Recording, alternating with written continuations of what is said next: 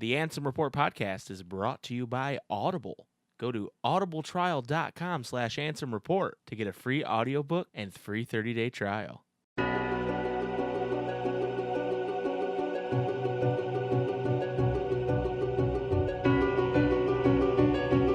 One who knows nothing can understand nothing. Plunge deeper into the darkness, and your heart will grow even stronger.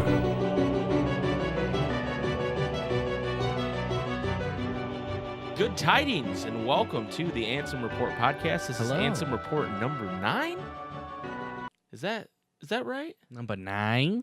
Hold on, is that actually correct? Number 9. It is number 9. That is factually correct. Thank you. Anyway, I'm Spaghetti. I'm here with my brother, Jason. Hi. I don't know why I said brother like that, like I hate you or something, because I actually love you I very don't want much. him to be here. I just want to talk to myself. And My the microphone. brother. Master Masters won't be here today. He's back to scheming. He took a week off from the scheming and planning. He's and got to go back. Now he's back. He's back to scheming and planning. Before we get started, I want to remind everybody that you can rate us on iTunes. Give us a nice big 5-star rating. And I actually have a wonderful review to read from a fan of the show. Awesome. Are you ready for it, Jace? Yeah. This is from Mush DC. They gave us 5 stars, which thank you so much, Mush DC. Thank you. You are you're a Kingdom Hearts fan. You're a true Kingdom Hearts fan. And a scholar. And a scholar. He or she, I guess, says, love this podcast and lighter take on the KH games. Even though these guys know their stuff and care about the games, they don't take it as seriously as other podcasts that can get boring when taken so seriously, which makes this show refreshing and had me laughing out loud many times while listening. Wow. That's exactly what we go for on the show, so I'm glad someone recognized it, and we appreciate that. Like I said, you can leave us a review on iTunes, and please do, because it helps the show, and We appreciate it. we want to get out there. We're going to keep building this community. So what's been going on with you, Jace? How let's I don't want to use the term shoot the shit, but let's shoot the shit. So you were there for this. As I am for everything. that Yeah. we do. Yeah. Even when I'm trying to just like take a poop, you're just like I'm there. You're like, hey, so for the Kingdom Hearts podcast. Right. I'm constantly bugging you with things I want to talk about for the Kingdom Hearts podcast. This is correct. But I recorded my GDQ submission. Summer Games Done Quick? Yeah. Yeah, that's right. I My was there. SGDQ submission. We had some bad luck on some bosses. Yeah, it was real But rough. I will say I was looking at the submissions earlier because you can see them. Yeah. Nothing's been approved or denied yet. and Right. Even when they're denied, you can see them. The other 2 submissions for Kingdom Hearts 3, one is a 3-man co-op, and not all 3 members submitted. And the other is a 3v3 relay race, and not all 6 members submitted. So we might win by default. That would be super cool. If we could fall into having our GDQ run. That would just be sick. That would be absolutely sick. I mean, at the end of the day, if we don't get the run, we are going to be there anyway. We're excited to go to Yeah. GDQ. I actually just turned in my host audition. Where I had to pretend that I was hosting a speed run for 9 minutes and read fake donations and talk about theyeti.com. Ooh, one of the okay. sponsors of GDQ. I was actually walking past the door as you were talking about that. Oh, so how'd it sound? It sounded good. It sounded clean. I cleaned it up a little bit. They kind of just give you bullet points, and you're supposed to just kind of fit them in. And I was like, theyeti.com has been supporting GDQ for over since 2012. Okay. And they provide 2 different T-shirt styles a day for low price of $12. Okay. This week only, you can go to theyeti.com and get shirts designed specifically for Games Done Quick. Yeah, this is not real, by the way. He's just doing what it is real. This is what they do. No. Yeah, but like I'm not doing an ad. that. Yeah. That ad's not real right now. That's what I'm saying. Yeah. Anyway, yeah, that's awesome. Hopefully, we hear from those guys soon. And yeah. Regardless, we'll be there. Let us know if you're going. Yeah, we'd love to hang out with peeps and get to meet y'all. Yeah. So last week we recorded the podcast early. We recorded on a Tuesday. It goes up on a Friday. On Wednesday, The next day, all this news dropped. lots of news. This Kingdom Hearts 3 Ultimania, which, if you don't know what an Ultimania is, it's basically a giant magazine that comes out a few months after release that they interview all the developers and they interview, the main game designer, and it has a bunch of cool art in it. And I guess I could have looked forward to that coming out and been like, oh, let's wait to do the show. But I'm actually glad we waited because there are some amazing people translating this whole book. It's like 750 pages or something like that. And so it's kind of been more flushed out since then. Right. The one I'm going to mention for sure is Loon's Acree. I don't know if that's how you say it on Twitter. Okay.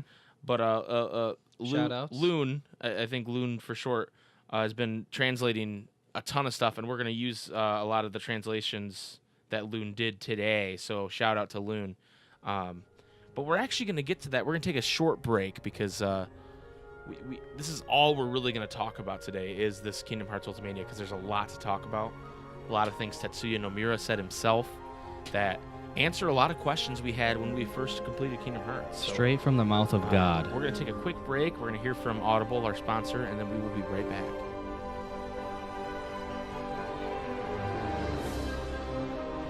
Jason, do you like to read? Not at Oh all. my gosh, me neither. But I do like to learn. Me too. Me too. I like self-improvement. Me too. I like literature that helps me with self-improvement, but I hate reading. So what do? I go to audible.com. What's audible.com? How do you not know already? It's been a sponsor of our show for weeks. Oh my Audible.com. God. Hey, it's on my iPod here. Yeah. What's wrong with you? iPad. They don't know you're not holding an iPod, you dingus. Audible.com has 180,000 plus audiobooks for you to download on any of your devices, including Jason's iPod or iPad that he's holding right now. There's one. One or the other. One of the You have other. to guess. If you guess, you get a prize. If you're a listener to this podcast, which you obviously are if you're hearing my voice right now, you can go to audibletrial.com/Ansem Report, and you will get a free audiobook download and a free 30-day trial of the service. And like I said, self-improvement is kind of a thing I'm into. There are a ton of books about self-improvement that you can check out and have read to you. The one self-improvement I'm not about is reading. I don't want to learn to read, but I do want things read to me. So go to audibletrial.com/Ansem Report if you want to be like me. If that's something you want, that is there though. Now Billy Zane's going to say It can be read to you on how to read. That I don't know if it works like that, but It's it there. probably exists.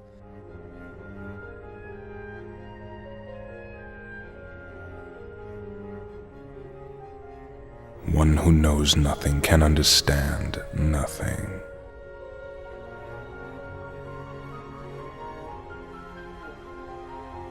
Welcome back, everybody, to the Ansem Report podcast. Jason, let's talk Kingdom Hearts 3 Ultimania, because this is wild. This is a crazy bit of nonsense. I'm looking at my gummy phone right now, and it's still making no sense. Actually, some of it's making a little more sense, believe it or not. Wow. So I'm can't actually on read. KingdomHearts13.com, KH13.com, where they've compiled a number of people's translations, including Lunascree, who we talked about, KH Union, Red Makuzawa, And Solo Lan Lan. and Solo Lan Lan. Thank you. I was struggling with that one. I was like, how do I say that? So shout out to those people for we want to give credit where credit's due. They translated this stuff. I don't speak Japanese. I wish I did. Jason doesn't speak Japanese. He speaks a little Mandarin, Yes. but these were not in Mandarin. No, I couldn't do anything. See, if Square Enix was smart, they would release this Ultimania like in America translated, because I would buy the crap out of Right. that. That's true. There's a lot of people who would buy it. Anyway, here's some summarized points that are, we're gonna discuss them. I'm gonna read them off, and then we're gonna discuss them if there's discussion warranted. First off, rage form is different from anti-form. Rage form is Sora controlled by rage. Anti-form is Sora controlled by darkness. So Nomura made a point of saying that. Little gray area for me. Well, I don't have little a dark problem with that. area. I don't have a problem with that being the truth. However, in the final battle with Xehanort, he says, "Enlighten me," and he takes your light, Yeah. and then you're in And then rage form. and then the reaction command is return to light. Right. So, was that not rage form then? Was that anti-form? They call it rage form, right? In the battle? I maybe it says rage form on the command bar. Yeah, I think it does. It controls the exact same. Right. It doesn't have the risk charge. but it controls the exact same. So I think that's a little confusing, Mr. Nomura. If we could get some more clarification on that in the next Ultimania, that would be great. He mentioned that how Shion returned will be explained in DLC. Okay. Which is interesting. Who the nameless star is will be revealed later. I don't know if it's in one of these, but he did say that it wasn't. No, he didn't say this.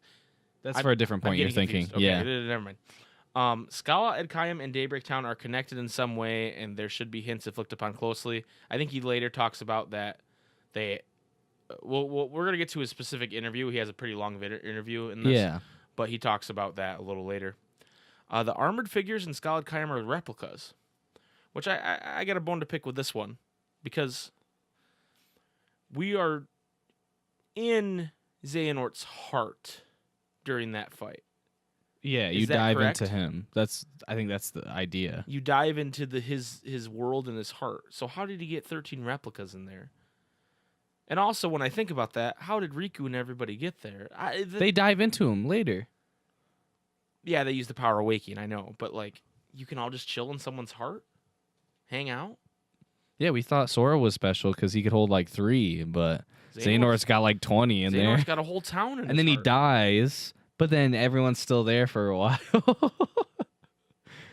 They're not there for that much longer. Right, after but he like dies. they're still there. Yeah, that's true. That's true.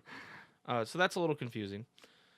The line Sora says in the opening takes place after the ending and is a reflection of what Sora feels after KH3. I feel like that makes sense. Yeah, I kind of thought that once we got to the final world in the game that he was standing there. It makes sense that that was the end of the game. Because the quote he says, they can take your heart, they can take your body, they can take everything you've ever known. But as long as you keep moving forward, Every step is a step closer to home. yeah, it's something. It's the line. I'm surprised I remembered that much of it, honestly, but it's something like that, and that really equates to the plot. Right. Namine's heart left Kairi's body when everyone was struck down. That's why her heart was in the final world, but it was Xehanort's final blow against Kairi that finally freed her. So Say that one more time for the people who didn't hear it. for the people in the back. Me. Namine's heart left Kairi's body when everyone was struck down, meaning when Everyone died. Yep. To the tornado. That's why her heart was in the final world. Okay. But it was Xehanort's final blow against Kairi that finally freed her and allowed her to be put into that replica. Okay. That makes sense. Okay. Yeah. I was gonna say, how is she in that world if like Sora's in that world because he's being kind of held together, but she's not necessarily held together. She's just kind of there, Right. like, It's purgatory type. Yeah, for sure. Lingering Will and the armor disappeared when Terra returned, but if the conditions are right, the armor may return to Terra at some point. I actually want to talk about this one when we go through his interview, because I think he misunderstands the question they're asking him, and it's kind of a non-answer. And then the wild card given to Sora by Luxord could play a role in Sora's return. So it's not just like a red herring. No. At least, yeah. I think it could be. I think but- the words that I saw translated were it's a key to Sora's return. Okay. And you know how they are about keys. Right. Regarding the secret movie, we have the epilogue and secret movie will be explained later, obviously. Of course. The secret movie isn't as simple as people think it is. There hasn't been enough information revealed to players yet. And then this next one is very vindicating to me Mm-hmm. as someone who was sitting around while everybody's going, "Oh, they're going to the world. They're going to the World ends with the you. world ends with you, and it's good." He's told Neku he'd go to Shibuya, and we promised Neku in KHDDD that we will return to Shibuya, but this time isn't directly connected to it. This Shibuya is in a different reality compared to the real one. And we talked about this off camera or off mic recording, whatever. But I think what he means is not the real one. It's different compared to the World Ends With You one or the Kingdom Hearts real one. Right. Like there's a Shibuya in the real Kingdom Hearts, but this is a different reality compared to Kingdom Hearts. Like it's probably like a sleeping Shibuya or something. This one's funny because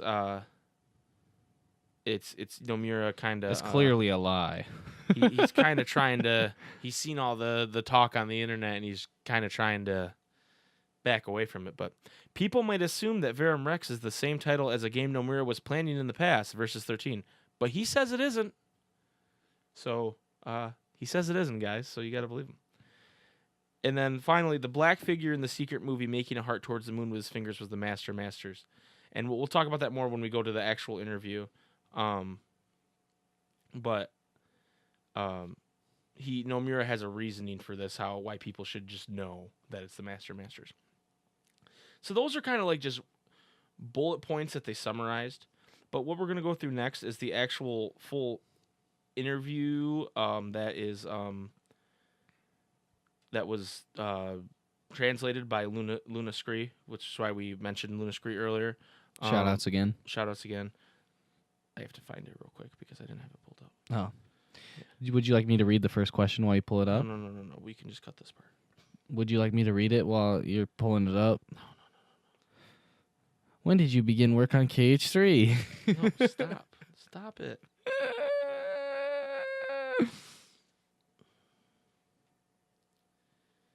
Why can I not find her?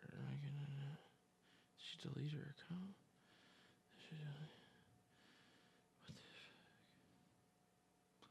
Are you talking about this article, or is there a twit longer or something? There's a twit longer I'm looking for specifically. Oh. So I shouldn't be on this? That might be...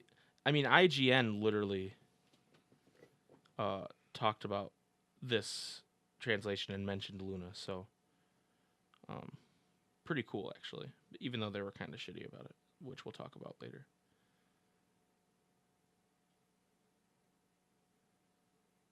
Okay, I'm almost there. Hold on. All right. Okay. I'm here. Okay, so this is interview with Tetsuya Nomura, director, concept design, and story. Previously worked on the Kingdom Hearts series, Final Fantasy VI, Final Fantasy VII, Final Fantasy VIII, Final Fantasy X, Final Fantasy XIII, Dissidia, FF Type 0, Theatrhythm Final Fantasy, World of Final Fantasy, The World Ends With You, among others. But they listed all those in the Ultimania. So, the interviewer, for the record, is Akira Yamashita. I think I pronounced that right.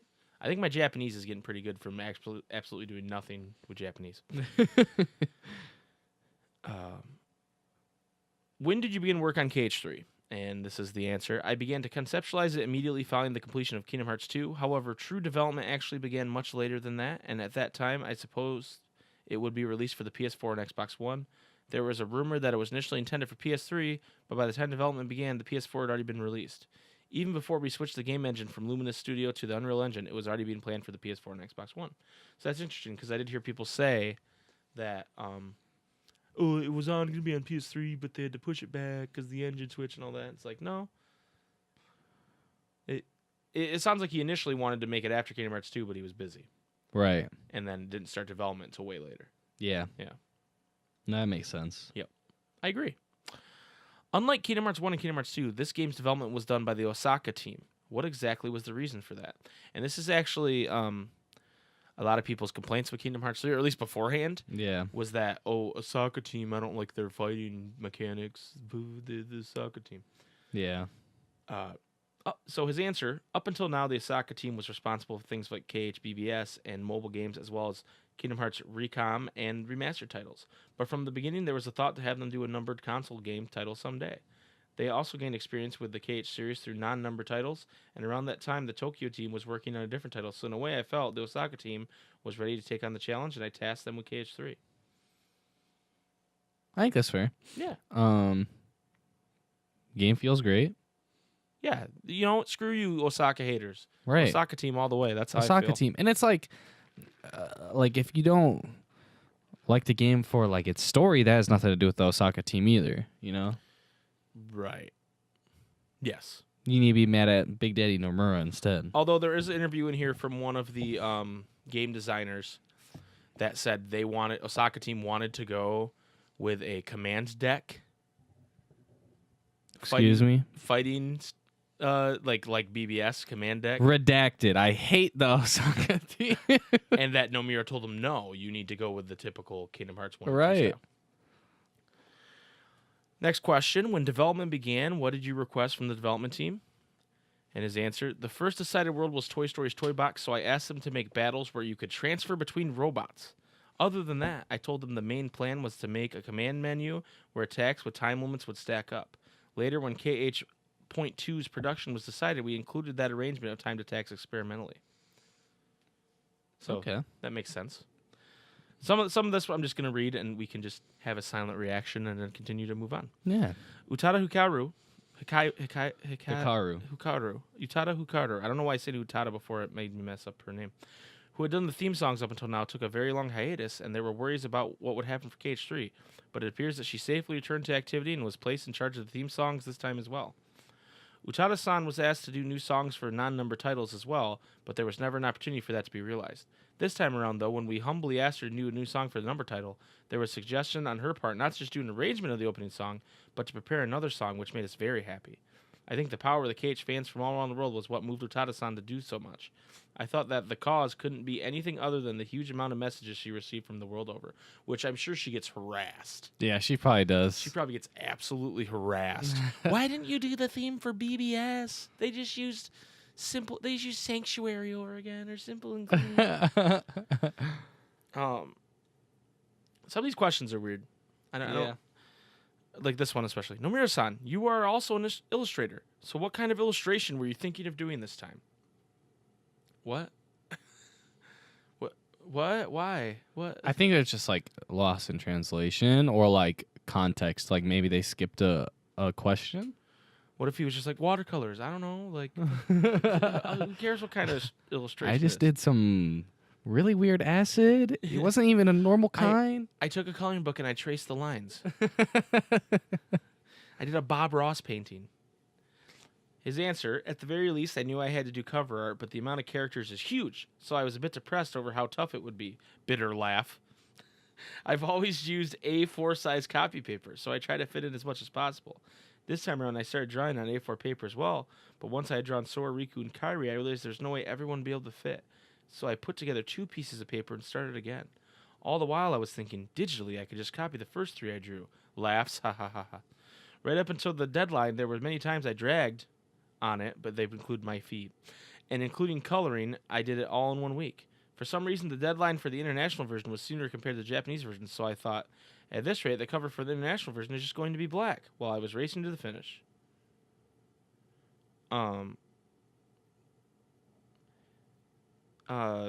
This doesn't have a question on it in Luna's translation, but it just says, without Pixar, I thought I couldn't make KH3. And I've heard that he like demanded to get the rights for Pixar movies? Yeah. I heard that he told them he's not going to make the game without Toy Story. Damn. Like, that was, like, a thing. Anyway, and I just realized those are, like, what I just read was, like, a header for the next question. So that's why there's no question. Okay. I'm stupid. After the release of KH2, the Disney Group acquired Pixar, so the list of worlds that appeared this time really grew, didn't it? And he says, actually, around the time KH2 was developed, we made some character test models for Monsters, Inc. and Toy Story, and negotiations were done in order for the game to be released. In the end, it was shelved, but for KH3, I thought that without Pixar, I couldn't release the game, so negotiations began. With this thought in mind, the situation with Disney and Pixar had changed, so talks progressed in order to make this a reality. This time, even after the worlds that appeared in KH3 had been chosen, Disney and Pixar continued making really appealing movies, so there's a lot of times where I thought I wanted to include that too. So maybe he's talking about Moana or Yeah, something like that. Coco or Something. Zootopia. Ooh, no. No, you don't like No, Zootopia? no. Maybe he's Too many talking- Zootopia memes. I'm scarred. What has Pixar made that he would maybe? What's the one where they're inside the head and the feelings? Oh, I know what you're talking about. I could see him being really into that. Yeah. No, yeah, definitely. That That's like a Tetsuya Nomura thing. Yeah, dude. yeah. The Kingdom Hearts 4 is going to have that. What's the name of that? Is it Inside Out? That's what I wanted to say. I want an Upworld No, that's too sad for me. where Kevin the dog joins your team Ooh. and he can talk. That would be sick. And you have to save the old man from his untimely death. And you use balloons to float around everywhere. He dies, and then Sora just brings him Yeah, back. Sora just uses the power of waking to bring back And the his old man. wife. And his wife. Heck yeah, I'm into that. Not so sad anymore, is it, Jace? No. Okay, good. I don't know why I was angry with you about that.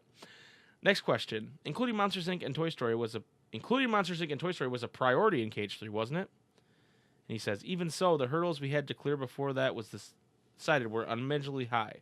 Initially, I went to America personally 2 times for negotiations, and without a plot, no progress could be made. So without even a main plot yet, I wrote the plot for Toy Box. After an extended period of back and forth, the conclusion was reached, and we finally received permission. Since this was the first time Pixar came along with us in terms of development, we built a relationship using Toy Story and made that the base, adding the other works as worlds later. So I have heard that was they were very involved. I think that's for the better of it. Yeah, I think so too. I think it probably made it easier on them. In terms of the story in the Pixar worlds, it was a continuation of the stories in the movies, which surprised me. And Nomura That's says, not really a question. Yeah, it's just a comment, but Nomura has a comment as well. Well, originally, the KH series has always seen Sora and his friends experience the same plot of the original movies as its basis, and the worlds of Tangled and Frozen are like this too.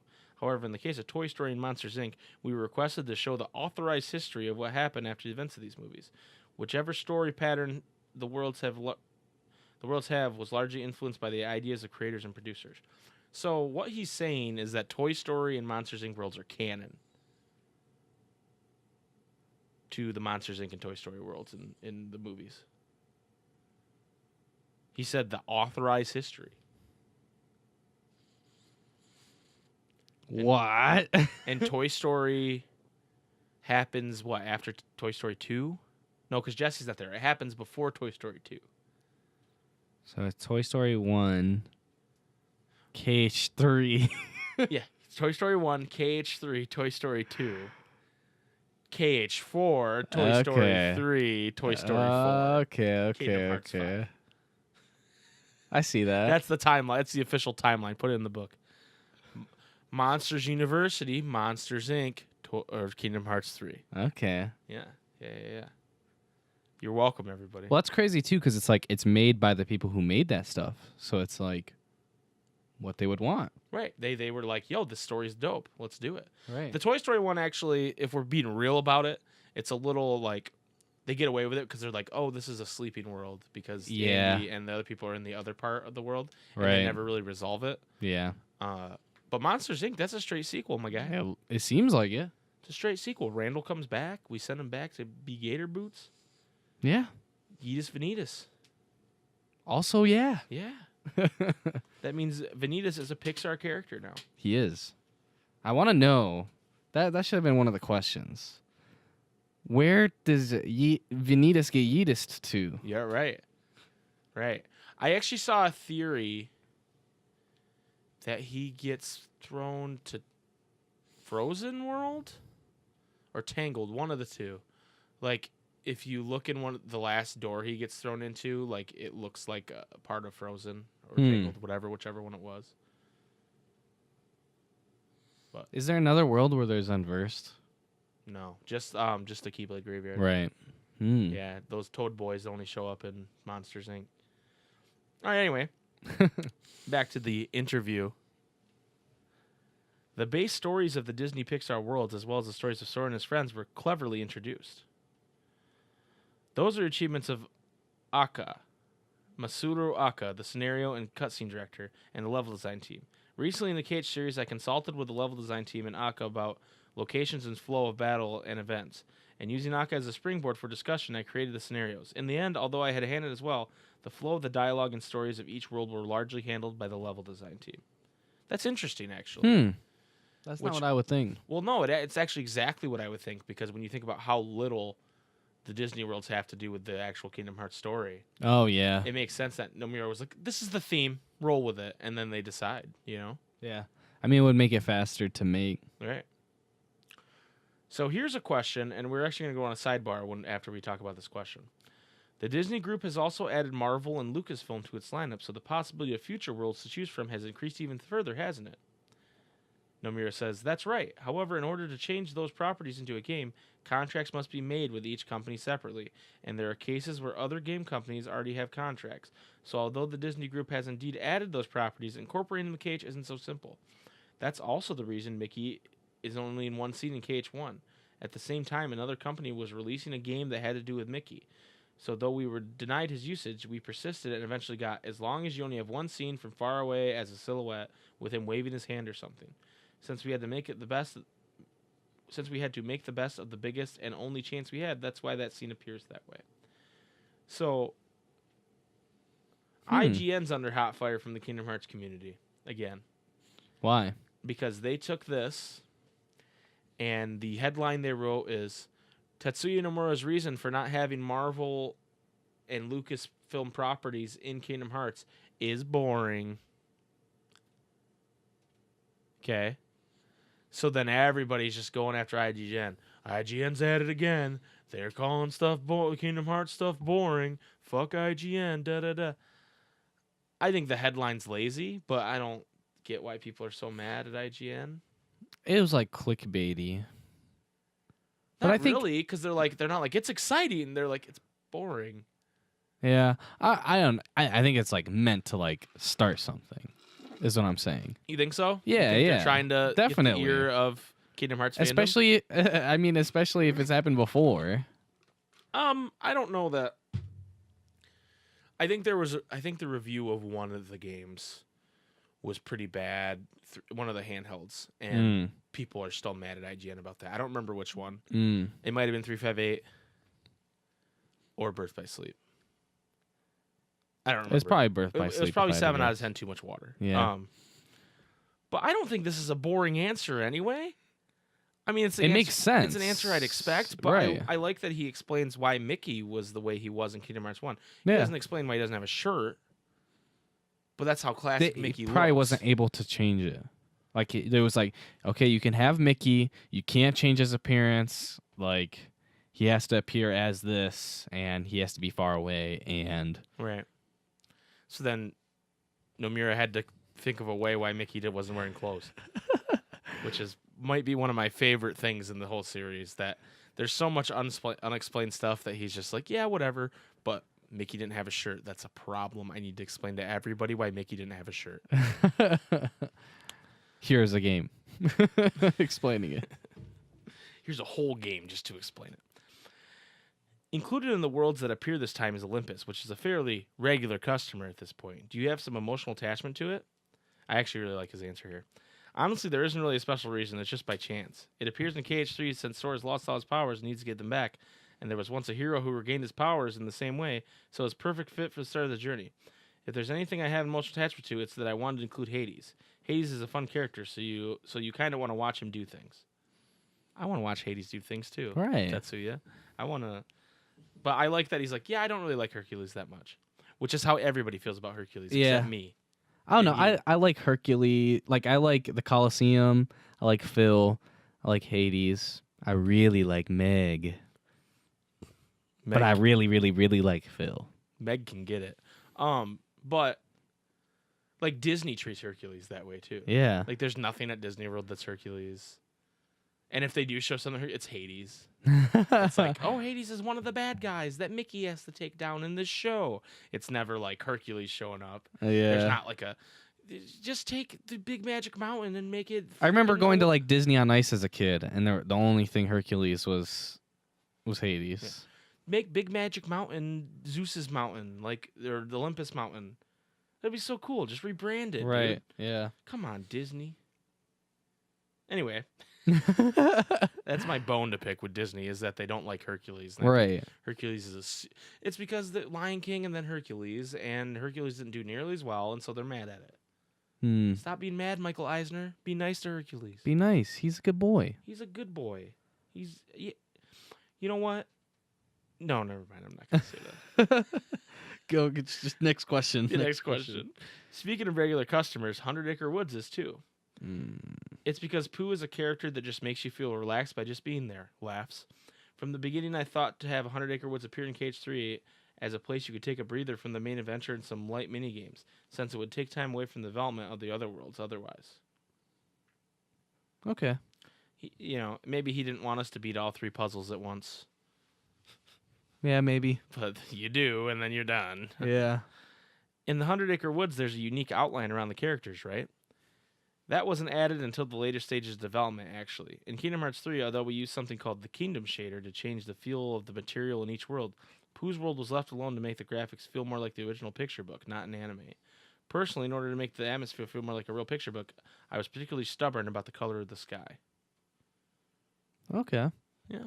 100 Acre Wood looked good for the small square we got to hang out of it. Right.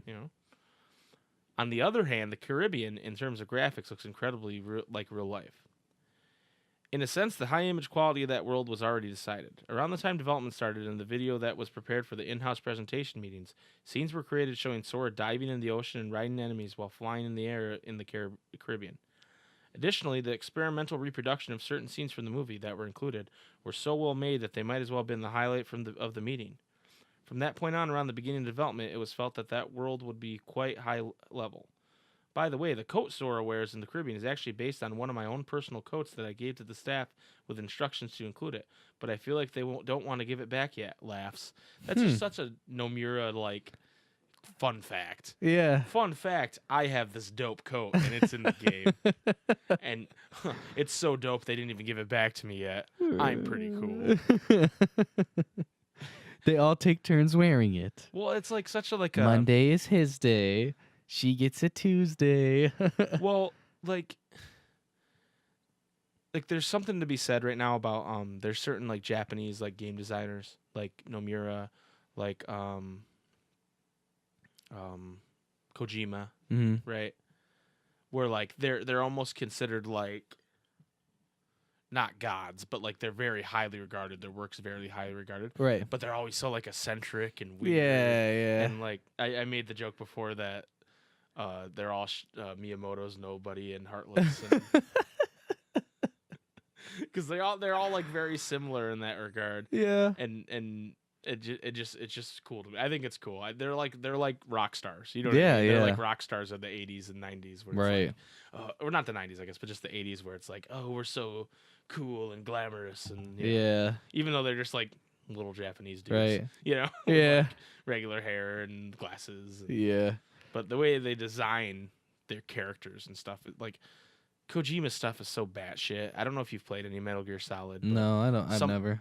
I think that's something we should probably tackle at some point. I tried playing MGS5, and I couldn't get through the beginning because there's so much cutscene. I think what we might do is at some point when we're able to, you and I might do some deep diving, starting at the beginning. Oh God. And going, because dude, there's some batshit stuff in there that you would be into because it's so crazy. Yeah. And not in a weeby kind of way, because I know you don't like it when it's super weeby, but it's just you can tell Kojima just really likes a lot of weird 80s action movies and 90s action movies, and I know it's it's kind of almost like Tomb Raider-y, where it's something believable is happening, and then it just turns into there's this crazy demon. No, it's way more out there than Tomb Raider. Yeah. Okay. There's literally a guy who controls bees, and you fight him, and he literally controls bees.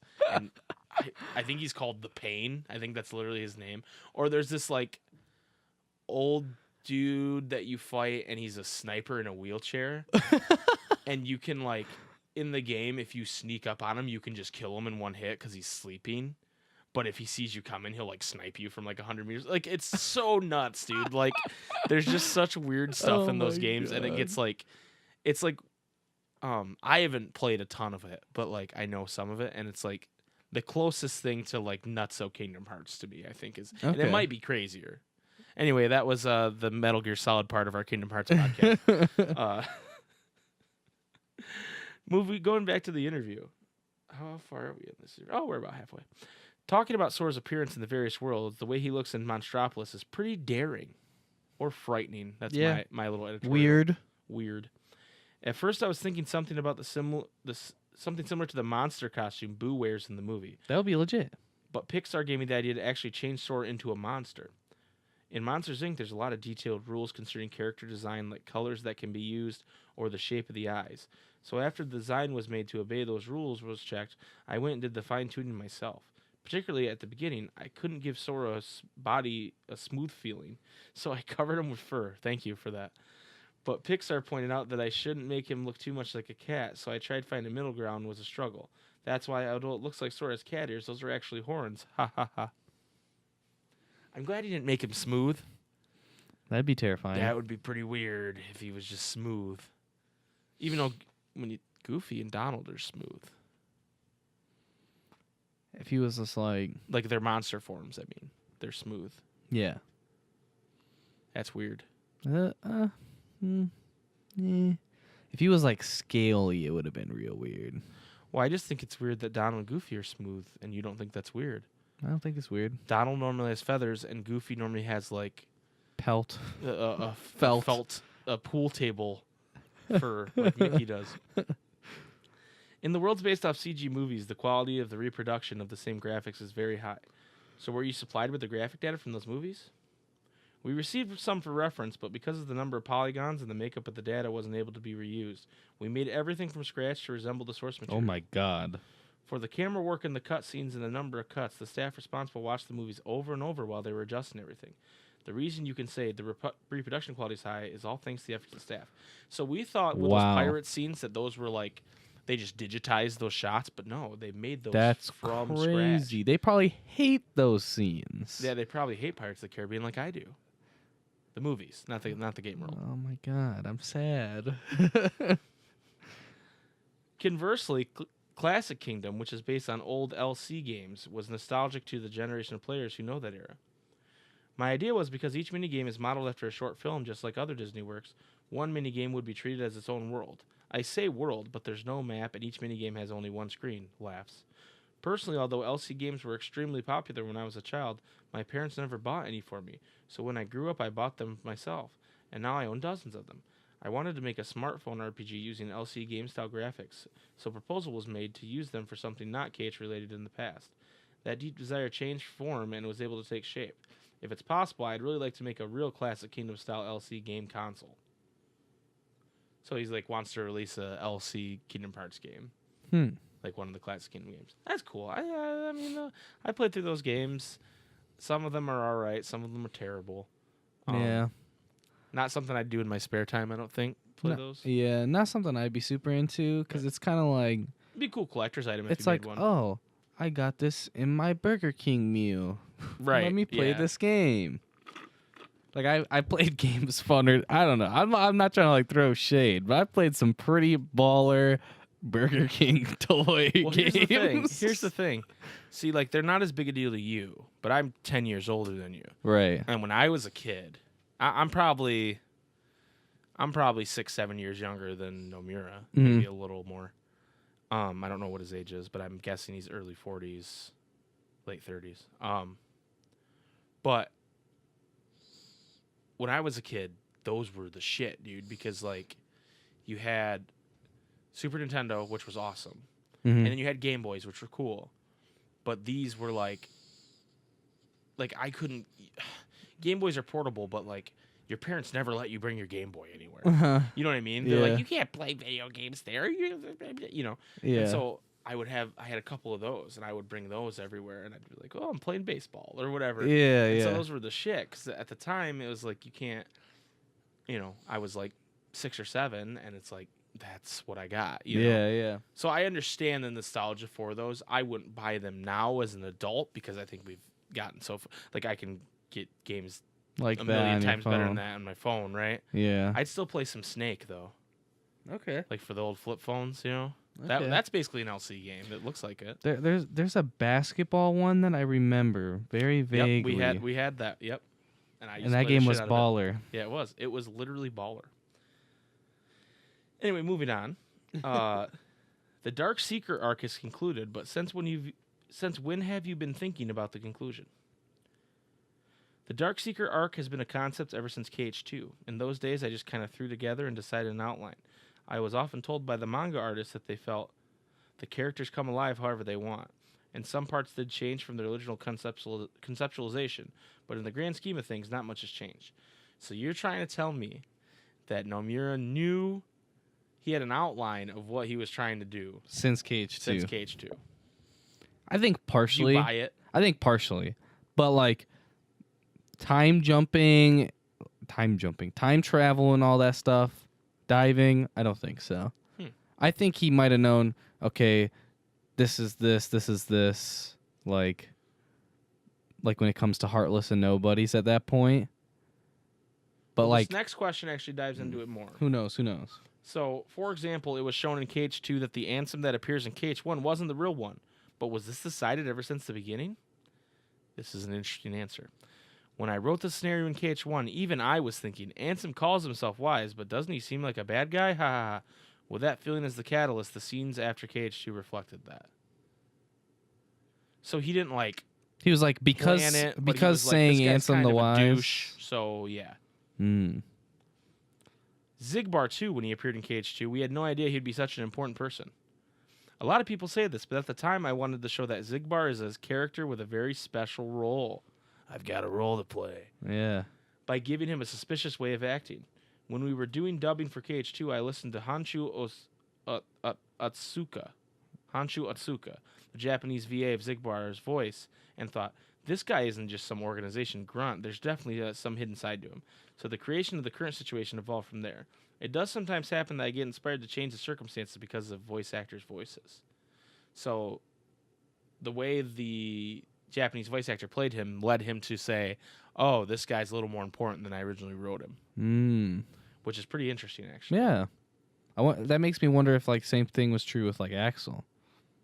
I think Axel was more a Planned thing. No, it was more an outpouring of fan support. Oh, okay. And people going, Axel's our favorite.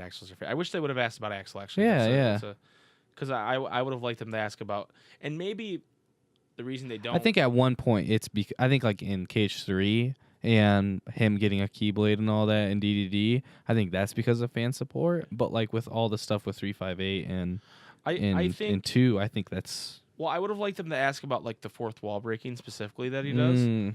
Now that could be just a translation thing, right? Maybe he doesn't do that in the Japanese version. I'd find that really hard to believe that the American dub would just take that liberty though and go, oh, all these people are rooting for me. Yeah. Although the way Quentin Flynn delivers a line, it's like he wrote it himself. Like, yeah. It's very like he's too good. He's got like a shitting grin on his face when he's saying it. You know what I mean? Like you can hear it in his voice. He's too good at Axel. Quentin Flynn loves that line. Well, and it's like Axel, his voice for Axel is just his voice too. Right. Well, played up a little bit. But yeah, definitely. It's basically just his normal voice. Right. Okay. The end part of the story where all the characters from both the ally side and enemy side were gathered in the Keyblade Graveyard was incredible. Again, that's not a question. Fans all have different favorite characters, so I thought I should give each of them their own time to shine. But because the amount of things needed to be explained was too large, I had to find a way to have Sora move forward at the very least. Actually, when the scenarios were being written, the Keyblade Graveyard part was the most difficult. If I focused on each character at a time, the progression of events would be quite slow, and the battles involving Sora were necessary to be shown, so making allowances for everything was difficult. The way I imagined it, all the characters tied to each other should fight in order and put an end to everything themselves. But if I did that, the explanations would have been too long. On the other hand, if I made the enemies you can battle only a few people and showed the rest via cutscene, that would have been very satisfying. After worrying about it quite a bit with a certain intention in mind, I placed the emphasis on the pacing, and the way the plot unfolded was able to be brought to life. So I think he did the best he could with it. I think there's a lot to do. But I mean, he kind of. But everybody got to have their moment. You got to fight everybody. Like, it was good. Yeah. Kind of wrote himself into that corner, though. Yeah, he definitely did. The final world, a place very important to the story, appeared in the game. But what kind of world is it? Is a place where those just a step from death arrive, connected to the station awakening. Up until now, the Station Awakening was always a dark place where the floor was made of stained glass, where the condition of the inside of one's heart could be shown. But in this case, I made the final world a place where I could show that more concretely, a place similar to the portal to people's respective hearts. Within the game, it said that sleep and death are intimately linked. So if one's heart were in a state of sleep and they found themselves in the Station Awakening, the idea is that they moved on from there, they would find themselves in the final world. So what he's saying is if you die in the game, you die in real life. Oh my No, god! that's not what he's saying. No. I thought you were gonna drop some knowledge on me. No, I'm You baited jackass. me. Sorry. Ja baited. No characters from the Final Fantasy series appear in KH3. Can you tell us the reason for that? Put simply, they just couldn't be accommodated. Cloud's a prima donna. Squall's an asshole. Oh, no, that's not in there. Sorry. No, that's not there. There are too many characters that appear in the main story, so as a result, the appearance of FF characters wasn't able to be prepared. Technically, polygon models were created for Leon and some others. Apart from Leon, some other characters like the fairy godmother from Cinderella were made, but in the end, they just weren't able to be used, which made some of the production staff angry. Yeah. So you think someone's like, an Osaka team is raging about fairy godmother not being included? Like, bippity boppity boo! He's so angry. That's my favorite. He shows up at Nomura's house like late at night with a gun to him, like bippity boppity boo. Oh my god! I hope not. That sounds terrifying. He's like, oh no. He's like, I'm sorry, she can't be accommodated. DLC. DLC. The contents of both the epilogue and the secret movie were quite shocking. In the case of the epilogue, characters from Kingdom Hearts Union Cross return, right? Yes, long ago there existed Keyblade Masters called the Foretellers who traveled through time to be brought together again. Zigbar as well is actually another Foreteller named Luju, who continually changed form through the ages. Zigbar says, with this my role is finished. What exactly was his role? He was tasked by his leader, the Master of Masters, to pass on the Keyblade he gave to him into the future, as well as another mission. This other mission is to be revealed. Sorry, I got a hiccup. Dun, dun, dun. I had a role to play. I'm intrigued as to what's inside the black box. Everyone is asking about it, but it's the key to what comes next. As the Master of Masters says in back cover, it's a surprise. Laughs, ha ha ha. Nice. Thank you. Yeah, so just basically a bunch of non-answers or like things he's we giving some already non-answers knew. here. He asks about the 7 black chess pieces. Are they supposed to represent the Master of Masters? Princess? Yes. Who was the last piece? Well, you could guess, but it's a secret. It's the Master of Masters. Yeah. Come on, Nomura. That's an easy one. Does the white piece indicate Sora? Well, probably in any case, the contents of the epilogue are meant to hint at the developments that took place before the Dark Seeker arc. So probably not. How many are there? I don't remember. I think there's 6. Of what? The light pieces. No, it's just Sora. Remember, he just puts down Sora and he goes, what is this game? And he goes, you just wait to find out. And he puts down Sora's piece. Oh. So it's just one piece. Huh. Well, it's not it's Sora's piece throughout the game, but yeah. it's the crown piece. Yeah, okay. So I see. Then continuing on, I'd like to ask about the secret movie. Is the location connected to the ending? Yes. After disappearing in the ending, Sora arrives in the world shown in the secret movie. So that's official now. When he disappears. So Nomura's basically saying he disappears from the beach and shows up in this Shibuya world. And then Riku does immediately? I don't think they talk about that. Okay, so but like the timeline is immediately once he dies or whatever, he's in the Shibuya world. Yeah. Okay. Yeah. Is the place Sora is in the same world as the one in The World Ends With You? It looks that way, however, rather than saying Sora has gone to the World Ends With You world, the meaning is that it's not exactly Shibuya, but Shibuya. No, this is hard to explain in English, but instead of being written in kanji, the name for Shibuya is written in katakana here. This basically means it's not the same Shibuya as in The World That Ends With You or in the real world. Although Sora promised Neku his friends they would meet again in Shibuya, this video is not connected to that. So no, it's not World Ends With You. No, it's not supposed to be like real life or like Right. Shibuya. Right. Oh, they do ask about Riku. The world Riku is in also calls it past memories with its thrilling background scenery. The man looking down the roof looks like Yozora, who we saw in the popular game Verum Rex in Toy Box. Yes, it is Yozora. Rosora. Yes, it is Rosora. That's Yozora. Rosora. Marluxia's Rosora. So in this world of Verum Rex, so is this the world of Verum Rex? It will end up being, visually speaking, I'm sure there are people who think it's the same as the previous title I was once planning, but it's not. Since it's a plan that was never released out into the world, there are parts I was saving that will end up overlapping, but Verum Rex is a completely different creation. The plan that was never released is still unknown to everyone, and Verum Rex doesn't exist yet either, so I'm sure everyone is wondering what it means, but what I want to make clear is that it's not the same thing. So basically, it's like I took a lot from that. Basically, saying Final Fantasy 13 Versus never existed, so you can't say that it is. Right, you don't know what my plan for that was. Yeah. So you don't. So even if I do things that you think are similar, you don't know. So it's not it. I don't think necessarily saying that. I think it's more like as completely flushed out characters, they're not the same.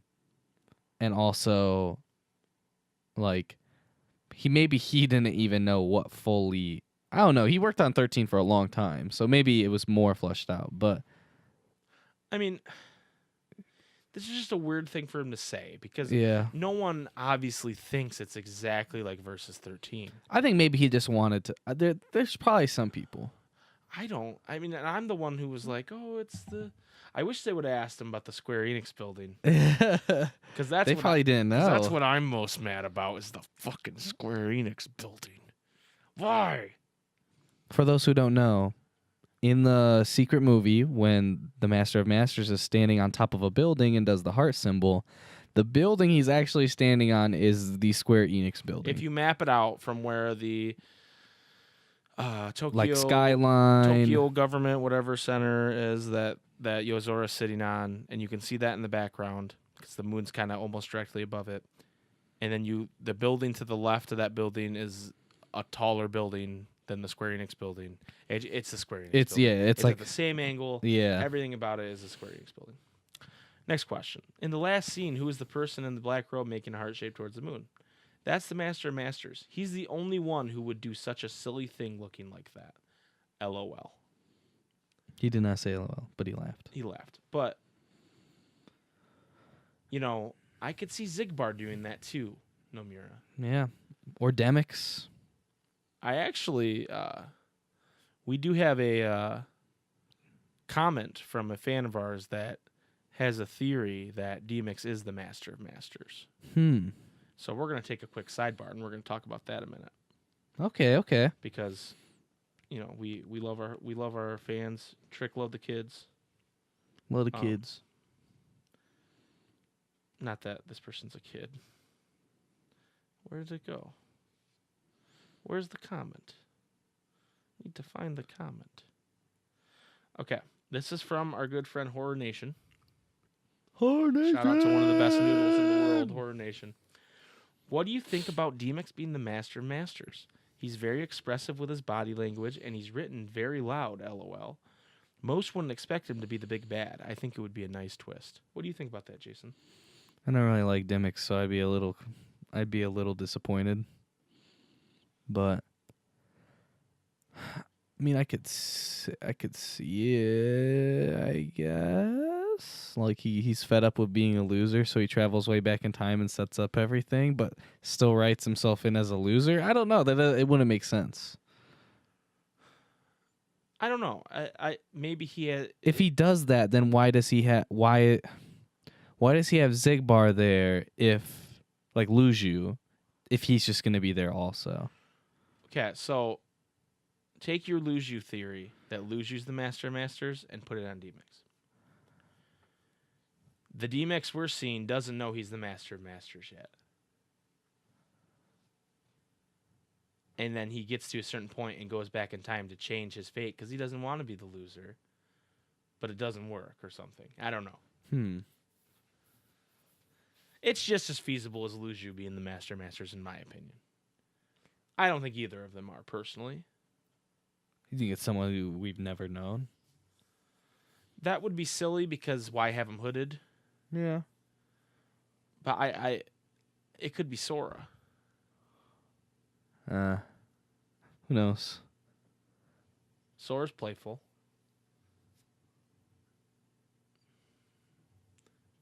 You're thinking about my Sora as the Masters theory, aren't you? I don't see it. Also, I want to give a shout out to Alan Follett. I believe it's pronounced Follonew. Alan Follonew. Because on one of our podcasts, he commented, Emo KHIII is best KHIII. And I said, agreed. Shion is best girl, non-Aqua Division. So. Dang, you just B-tiered her. It was like I A-tiered her. Aqua's S tier. Are we talking like A leagues or B league? Aqua's S tier. Okay, she's Hall of Famer. Shion might be the MVP of the league this year, but she's not Aqua. Aqua retired. We'll see in the DLC. Yeah, we'll see in the DLC. All right. Speaking of that, the next question: how is the development of the planned DLC going? Currently, I gave a list of things I'd like to have done concerning battles to the staff, who are in process of going through it. As for additional scenarios, I told you just before that the final battle in the Keyblade Graveyard came to be the way it is because of a certain intention I had. So I think that's going to be the main focus. I'm hoping that it will be completed as soon as possible, but because development is happening alongside the preparations for the next project, I can't say with a certainty when it will be released. For the time being, it's planned that instead of splitting up the parts separately, everything will be released all in one pack together. Okay. His next question ties into that. Are you not planning to release a final mix as has been customary for the KH series until now? There aren't plans for a final mix type package sold separately. If I do make one, it would be in the form of DLC that will be included an English mode you could switch to. Additionally, we took recent player trends into account when we created the battles for KH3, so we held back on the difficulty level, but there are many requests to fight strong enemies, so I'm thinking that the priority would be releasing a critical mode in the form of free DLC, and making the addition of strong enemies the sort that would appear in a final mix paid DLC. So it sounds like critical mode would be a free add-on, and he's definitely hearing everybody's thoughts on the lack of secret bosses as tough enemies. So he would be adding that. But the bosses you'd have to pay for. Yes, but they would be part of the final mix, as in there would be more than just those bosses. Okay. So it's kind of what we expected, Yeah. which is good. It sounds like he's listening to people. He wants to give them what they want. All right. And it sounds like he had some intentions with certain things that didn't get finished, and he wants to complete that. So cool. And that includes explaining Shion. Good news for everyone. Yeah, agreed. Now that the Dark Secret arc has concluded, there's a pause in the KH series, so now what is your attitude mentally? I thought I'd feel relieved once it was over, but I don't feel that way at all. Now we're right in the midst of developing DLC, and it's coinciding with the development of a few other titles. I want to hurry up and start on the next project, so I don't feel like there's a pause. Fans are curious about what's to come for the KH series. Nothing has been officially decided yet, so at this point in time, I can't say anything. Right now, the top priority is making DLC for KH3 and a huge update that's coming to Kingdom Hearts Union Cross. As far as the developments to come, I currently have 2 ideas, and something that requires me to think about it separately. So the next project will actually have to be 2, I think. Even if we're talking about a hypothetical KH4, there's something that must be written before it, so I'm looking into the possibility of sandwich it in between works. To all the fans, to realize the first step beyond the Dark Secret arc, I thank you for your continued support. So that to me is the most interesting answer he gives about anything. He currently has 2 ideas and something that requires me to think about it separately. So the next project will actually have to be 2, I think. Are we talking about Kingdom Hearts Red, Kingdom Hearts Blue here? I think so. So we're talking about Kingdom Hearts Sora and Kingdom Hearts Riku then? Maybe. That's what it sounds like to me. Yeah. And that's the only way I could see it being split in 2 in that way, unless it's like such a long thing that it needs 2 games. The other thought I had was Kingdom Hearts 358 over 3 or Kingdom Hearts BVS 2. You get what I'm saying? Yeah. It's about those characters and their side stories. Yeah. I mean, it wouldn't make more sense. It wouldn't. No, like you're talking about like after KH3. Yeah. Okay. Yeah, I'm saying they're side stories after KH3 for those For crews. those respective three. people. Kingdom Hearts 358/3, and I don't know why it goes from 2 to 3. Just roll with it. Yeah. And Kingdom Hearts. I like 358/3. I don't know why. It rolls off the tongue, doesn't it? Doesn't it? Well, because the reason it's called 358/2 is it's 358 days from the perspective of two people, right? Yeah. Add Axel in the mix. Oh and my it's over 3. God. You're welcome, Tetsuya Nomura. I will take my royalty check to my address, which is redacted. So it could be that. Redacted. But I think the more likely scenario is Kingdom Hearts Riku. Sora Blue and Kingdom Hearts Riku Red. Black. Riku Red. Riku Red. Kingdom Hearts Sora Light and Kingdom Hearts Riku Dark. Something like that. Kingdom Hearts Sora and Kingdom Hearts Yo Sora. Yo, Sora? Yo Sora. Also, little Easter egg. On the cover art next to Ventus, there is a cat that was particularly modeled after Chirithy. Or partially. No, I'm sorry. I cannot read. Again, that's why I use Audible. Yep. But it's actually my own cat. Also, on the 4 corners, on the top of the clock tower, the protruding objects, there are actually people wearing black robes. What? That's what it says. What is he talking about? What does that mean? That's what he said. Kingdom Hearts 3 cover art.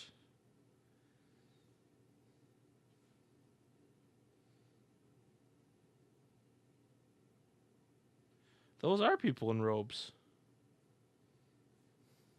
I don't know who they are. Huh, interesting. So that's what I'm most interested about right now is Kingdom Hearts 4. So he says the next thing that needs to be written is not Kingdom Hearts 4. So I think when he's saying he wants to split it, he's talking about Kingdom Hearts 4, but then he says there's something else that needs to come before it. Wait. So you're saying you think Kingdom Hearts 4 is going to be split into 2? That's what I think he meant. But something else needs to be written first? Yes. Hold on, let me reread it again. Okay, so do you think... Can I reread it again? Yeah. As far as developments to come, I have currently two ideas, and something that requires me to think about it separately. So the next project will actually have to be 2, I think. Even if we're talking about a hypothetical KH4, there's something that must be written before it. So I'm looking into the possibility of sandwiching it between works. Now, what he could mean there is he's talking about Final Fantasy VII Remake. Maybe.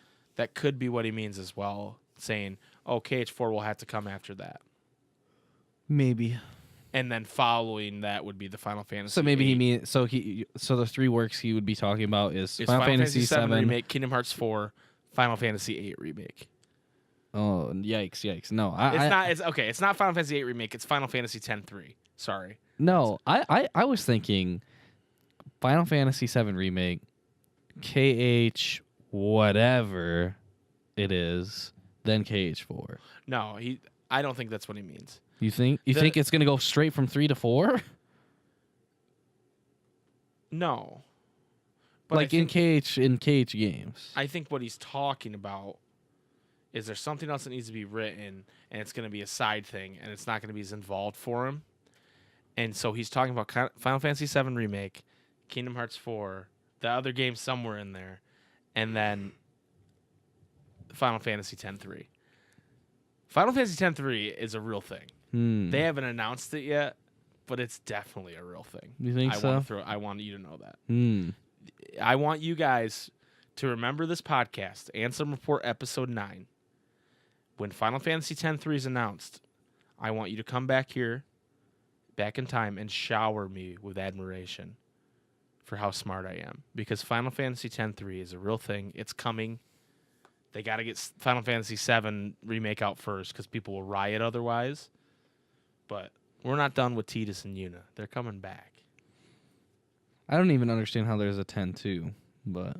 We should play that. That's actually not a bad game. I actually really like it. I need to finish your Let's Play of 10. I never finished it. You never finished watching it? No. You know what we should do? We should stream 10. You think we stream 10? I say we take a couple streams and we play through 10, and then Okay. we stream 10 too. Okay. All right. We'll put All right, that. dog. We'll put that on the All docket. right, dog. We'll put that on the docket in between our speed runs. Okay. Because I'd like to play through 10 again. I like to play through 10 like once every 2 years, just because I love it that much. That's And it's been a legit. couple of years since I played 10. So Okay. and then 10-2, it's been probably 10 years since I've played it, but it's Okay. not a bad game. It's definitely more. Does this still have Tidus or no? No, Mm. you play as Yuna, Riku, and Pain. Okay. The three. The three fairy girls from Kingdom Hearts Okay, 3. okay. Yeah, you play as the three of them. And Yuna's gotten less timid. She's a little more spicy. Okay. If I can use that word to describe her, she's a little more spicy. She's not as damsel-y. Well, she was still pretty strong. Like, she has her moments in 10, Yeah. but she's more like, I just broke up with my boyfriend and I'm going to go out on the town. kind of thing. Okay. You know what I mean? Yeah. With my two girls Yeah, who got yeah. my back. Right. And Riku's like, you got to be more like me, girl. And she's like, I will. And then Pain's like, and I Pain's hate like, everything. I'm the bodyguard. Anyway, this has been the Final Fantasy X segment of our Kingdom Hearts podcast. So I don't know. We'll see what happens with Kingdom Hearts 4 or Yeah. Kingdom Hearts 3.5, 358 Days Over 3. Yeah. That title works. I need a better Birth by Sleep title. Yeah. Kingdom Hearts Birth by Waking. The Power of Waking. Kingdom Hearts 3.5, Kyrie's Day Out. It's my turn to save you, Sora. Kingdom Hearts Nice. 3.5, the 3 half pints. 3.5, 3 half pints. I think I just You connected cracked the dots. code. I cracked the code. Sorry, Tetsuya. So yeah, there's actually lots of other interviews that Luminascree has translated with different developers of the game. There's a few interesting tidbits in there, but nothing as crazy as Tetsuya told us in this interview. But check those out if you're interested. They're good reads. And follow her on Twitter because she just has tons of cool stuff with the Ultimania, translating it. She knows her stuff. It's good translating, and like just pictures. She translated all the secret reports, which we haven't translated by the official translation, but she's like, there's like different inflections in there that could mean different things. Okay. That you guys could check out. But yeah, shout out to her and the other people that did the translating on that. But I've mostly been following her and seeing that. Okay. I even told her she was doing a great service to the Kingdom Hearts community, and thank you. Thank you very And much. she was like, wow, thank you so much. So, shout outs to Shout her. outs. Also, everyone else who has been helping on that because it's a freaking massive work Right. to translate. Well, and it's not like that's her job. She's something she's doing for just fun. doing, You know, yeah. she's just doing it, and that's like super cool and such a big like cool service to the community. 'Cause, Yeah. I mean, that's why I'm glad we didn't get this news. Like, we didn't record on Friday because it would have been like incomplete because we had to wait on the translations. Yeah, and stuff. because then So, we would have to come out with final mix version of the podcast. yes, and if we're gonna do that, we're gonna include it as DLC later. So, that's We gonna wanted do it all to be here at once. Yes, absolutely. That's gonna do it for the Kingdom Hearts podcast. That's called the Ansem Report. I don't know why I said it like that, but You made it sound like it's the last podcast ever. no, that's for the 9th one. It's gonna be the last one for the 9th. The 9th rendition. It's gonna be the 9th. The last time it will be the 9th Ansem Report podcast. Mm. It will not be another 9th. There'll be a 10th, which will be next week. Don't know what we're talking about next week. But if you guys have any ideas for us to talk about, Let us hit know. us up at Spike80 Bros on Twitter, Ansem Report Podcast at gmail.com, or put a comment down on the YouTube video if you're watching us on YouTube. Just hit that down there. Also, like I said earlier, you can leave us a review on iTunes. We love reading reviews on there, so if you got a review for us, let us have it. But yeah, man, I had a really good time talking about this stuff with you today, Jason. Thank you for joining me. Thank you. And next week we'll talk more Kingdom Hearts. That's all I can tell you right Kingdom Hearts. Kingdom Hearts. Anyway, I'm gonna do it this time. Oh snap! I don't want the burden to just be yours. Call me Samwise, because the burden's not all yours, Frodo. Are you gonna carry me? I'm gonna carry it. I can't carry the ring, but I can carry you. May your heart be your guiding key. I got you, Mr. Frodo. I got you.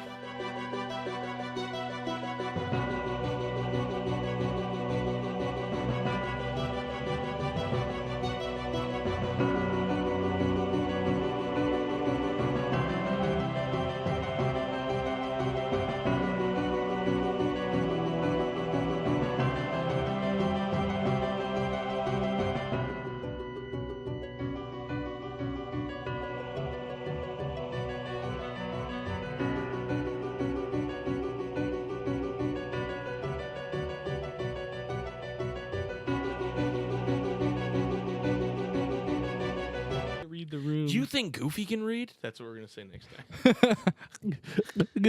Obviously Gosh. I don't know.